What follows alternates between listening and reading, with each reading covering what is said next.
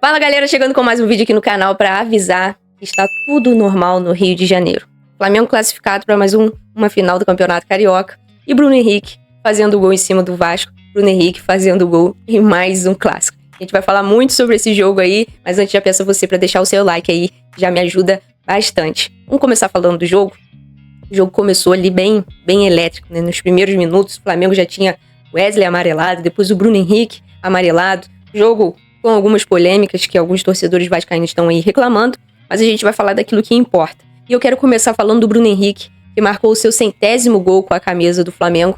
E o Vasco é uma grande vítima aí do Bruno Henrique. São 16 jogos e 11 gols marcados. Em 16 jogos do Bruno Henrique com a camisa do Flamengo contra o Vasco, são 11 gols marcados. Além dele atingir essa marca tão importante, né, do seu 100º gol com a camisa do Flamengo, o Bruno Henrique chega também a essa marca de 11 gols em 16 jogos, não à toa. Ele é chamado de rei dos clássicos, tem muitos gols também contra o Botafogo, também contra o Fluminense. Bruno Henrique mais uma vez decisivo. E esse gol do Bruno Henrique foi o gol de empate, né? Porque o Vasco saiu à frente do placar, com o gol ali do português, o Nuno Moreira, se eu não me engano, que é a nova contratação aí do Vasco. Uma bola parada. Foi a grande oportunidade ali que o Vasco criou no jogo, né? Criou ali no jogo. E ali no primeiro tempo, o Vasco sai na frente. Foi um gol ali. O outro jogador que ia chutar, aí sobrou pro Nuno, e aí ele jogou pro gol, chutou pro gol. E o Rossi sofreu o seu primeiro gol no Campeonato Carioca. Desde o ano passado, em que o Rossi é goleiro do Flamengo e disputa o Campeonato Carioca, o Rossi não tinha sofrido nenhum gol no Campeonato Carioca. Foi o primeiro gol que o Rossi sofreu aí, o gol do Nuno, do Vasco.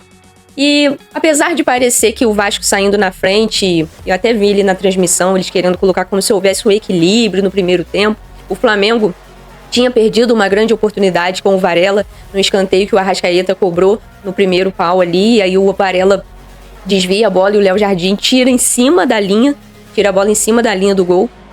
O Flamengo tinha perdido essa oportunidade, logo em seguida acontece o gol do Vasco. E apesar disso, do Vasco sair à frente, não tinha nenhum equilíbrio ali no jogo, nada disso. A gente olhar os números, vai ver ali os números do primeiro tempo, muito parecido com o que foi os números do jogo. O Flamengo muito superior, com mais finalizações, com mais chutes a gol, posse de bola, então nem se fala, acerto no espaço, quantidade de passes trocados. Então, apesar de terem colocado ali como se houvesse um equilíbrio, claro que ali que o Vasco estava disputando, né? E comparado aos últimos jogos e o que tinha acontecido, então pode dar essa impressão de que, nossa, olha, o Vasco está conseguindo equilibrar o jogo com o Flamengo. Mas na verdade não era nada disso. O Flamengo estava, sim, sendo superior, apesar de ter saído com o placar atrás. E depois teve a parada técnica, acredito que nessa parada técnica também foi importante. Felipe Luiz já estava ali um pouco estressado ali na área técnica, né? Vendo alguns erros, principalmente de saída de bola, do Léo Pereira, do Rossi. Então acredito que ele conseguiu acertar alguns detalhes.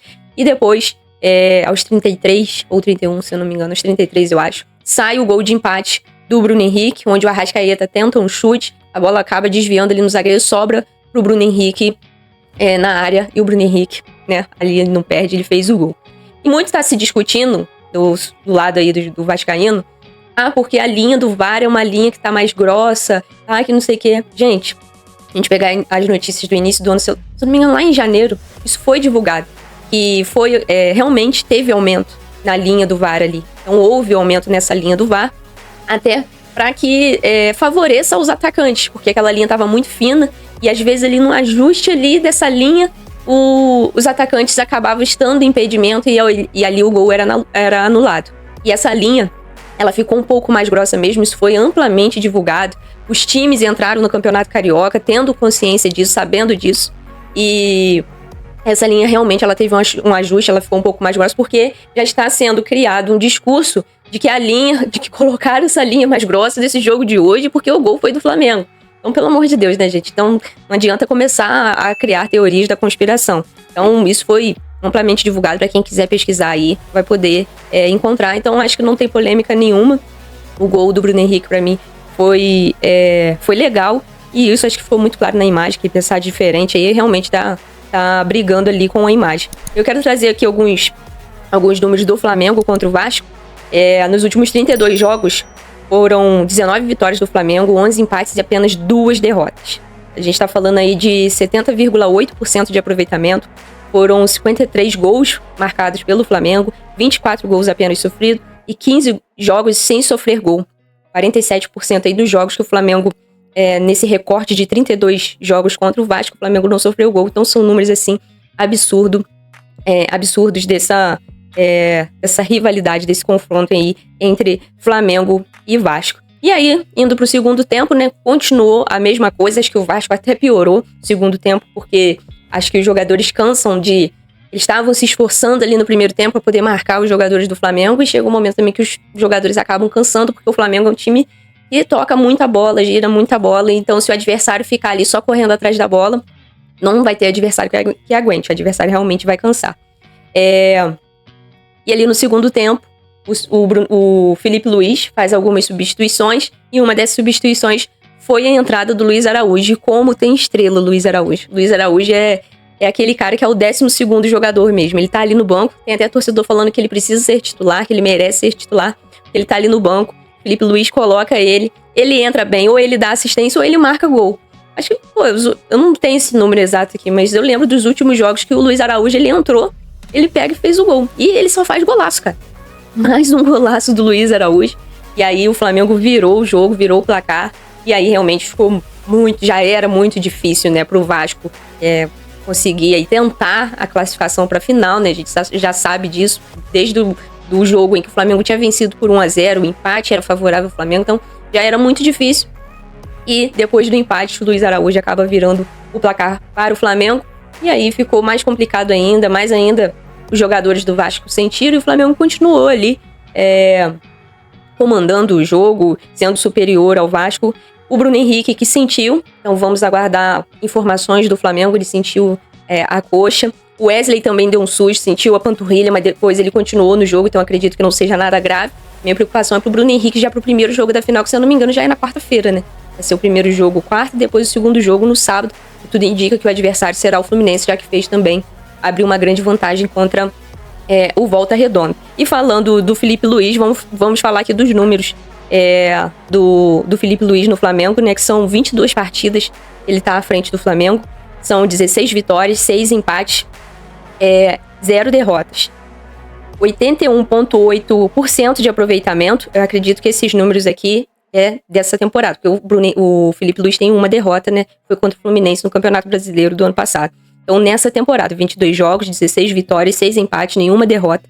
81,8% de aproveitamento. Loucura isso aqui. 43 gols, 11 gols sofridos e já ganhou 2 títulos. É isso mesmo, é dessa temporada aqui. Esqueceram de colocar. E o Flamengo já venceu 2 títulos, foi a Taça Guanabara e também a Supercopa, onde venceu ali o Botafogo, né? Então, falar de Felipe Luiz no Flamengo tá cada vez mais fácil, né? E se a gente ficar falando aqui, a gente vai ser repetitivo e é chover no molhado, não tem jeito. E só vou voltar aqui rapidinho aqui a falar da questão desse gol, porque já estava no segundo tempo, já estava terminando agora o jogo. E aí o Grafite, ele fez questão de vir com esse comentário. O primeiro gol do Flamengo ainda está na minha cabeça. Não consegui entender. Mesmo com a linha mais grossa, eu consigo ver o Bruno Henrique um pouco impedido. É importante que a gente veja por outros ângulos, porque eu ainda tenho minhas dúvidas. Grafite no Sport TV. Já estava agora, terminando o jogo. Ele fez questão de levantar esse assunto. O narrador também, quando o Flamengo sofre o gol, fala: finalmente o Rossi sofreu um gol no Campeonato Carioca. E depois os torcedores adversários têm a coragem de vir falar sobre Fla-Pres, né?